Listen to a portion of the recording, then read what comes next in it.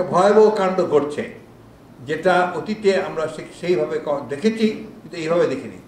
রিমান্ডে অমানবিক নির্যাতন করা হচ্ছে রাজনৈতিক নেতাদেরকে।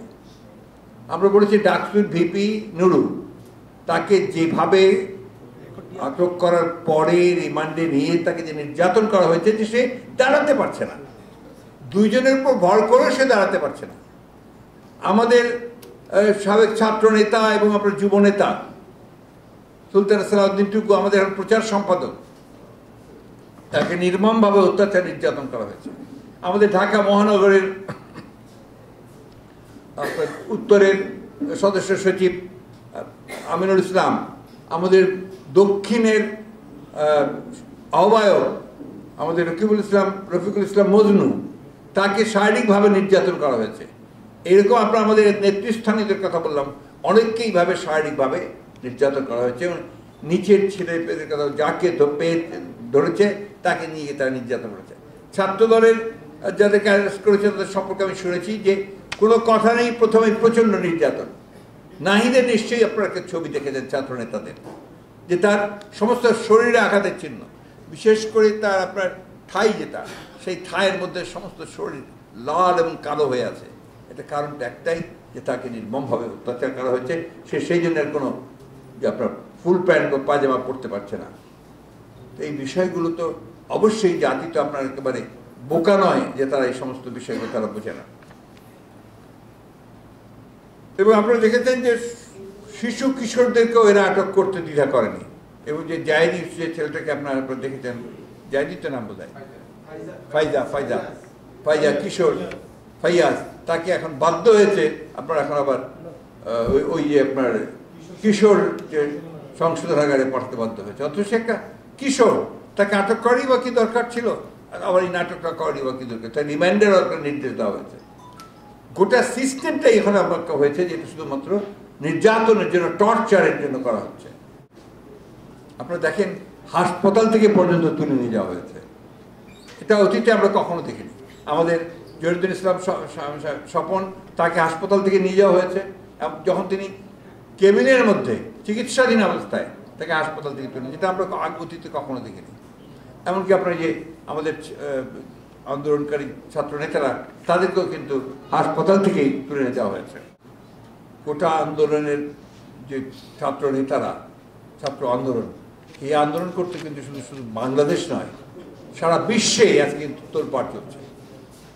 আমি প্রথমেই যাব পার্শ্ববর্তী দেশে ভারতের যে মিডিয়া, সোশ্যাল মিডিয়া থেকে শুরু করে তাদের যে মূল যে গণমাধ্যম, সেই গণমাধ্যমে কিন্তু বাংলাদেশে ছাত্রদের উপর যে নির্যাতন হয়েছে, গুলি হয়েছে, তাকে যে গুলি করে হত্যা করা হয়েছে, এই বিষয়টা অত্যন্ত গুরুত্ব সহকারে প্রাধান্য পাচ্ছে এবং তার সমালোচনা করা হচ্ছে আপনার অত্যন্ত গভীরভাবে। এটা আমরা মনে করি এটা একটা অত্যন্ত পজিটিভ ব্যাপার, যেটা নিঃসন্দেহে আমরা বিশ্বাস করতে শুরু করেছি যে ভারতের জনগণ তারা অন্যায়ের প্রতিবাদ করবে, তারা মানুষের ন্যায্য অধিকারের পক্ষে থাকবে এবং তারা গণতান্ত্রিক যে অধিকার, যে আন্দোলন, সে আন্দোলনের পক্ষেও তারা নিশ্চয়ই থাকবেন। সরকার বর্বর এবং স্বৈরাচার হয়েছে, স্বৈরাচারের মতো তার সরকার হয়েছে। জাতিসংঘ তাদের নিন্দা জানিয়েছে এবং এর আপনার ব্যবস্থা করার জন্য সরকারকে আহ্বান করেছে। এবং এইবারই প্রথম আমরা দেখলাম যে পুলিশের গুলিতে নির্বিচারে প্রায় 17 জন শিশু তারা নিহত হয়েছে। আপনারা এর মধ্যে দেখেছেন 11 জন বোধহয় বলছেন, তাই না? 17 জন বলছে, কেউ কেউ বলছে 11 জন। তার মধ্যে গুলি চোখ দিয়ে ঢুকে মাথায় আটকে গেছে আহাত। রিয়া ছাদে খেলতে গিয়ে মাথায় গুলি লেগে বয়স 6। হোসেন আন্দোলন দেখতে গিয়ে গুলিবিদ্ধ, বয়স 10। সামির জানালা বন্ধ করতে গিয়ে মাথায় গুলি, 11 বছর বয়স। মোবারক 13, মিছিল দেখতে গিয়ে গুলি। তাহমিদ 14, লাশে ছিল গভীর ক্ষত, তাতেও আবার গুলি। বন্ধুদের সঙ্গে বিক্ষোভে গিয়ে গুলিবিদ্ধ ইফাত, বারান্দায় ঘাতক হয়ে আসে বুলেট। এটা হচ্ছে আপনার নাইমা, 16 বছর বয়স। এই হচ্ছে আপনার চিত্রটা আমার বড় দরকার, এগুলো আপনারা দেখেছেন।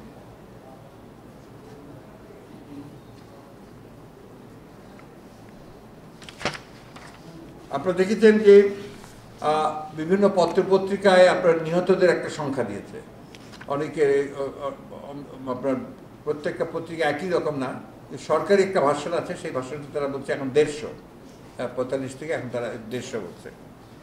এর মধ্যে আপনার কোনো কোনো পত্রিকা তারা একটা বিশ্লেষণ করেছেন, আমি সকলের নাম বলছি না, তারা বলছেন এর মধ্যে শিক্ষার্থী আছে 45 জনের মতো, কিন্তু শিক্ষার্থীরা বলছে প্রায় 62 জন, দোকান, হোটেল, বিক্রয় কেন্দ্র ইত্যাদি কর্মী তারা 25, ক্ষুদ্র ব্যবসায়ী ও হকার 16, দিনমজুর ও সমজাতীয় 11, গাড়ি, ট্রাক, রিক্সা, ভ্যান চালক সহকারী 13, মারা গেছেন 8 জন, পোশাক শ্রমিক ও কর্মী মারা গেছেন 5 জন, অন্যান্য 19 জন।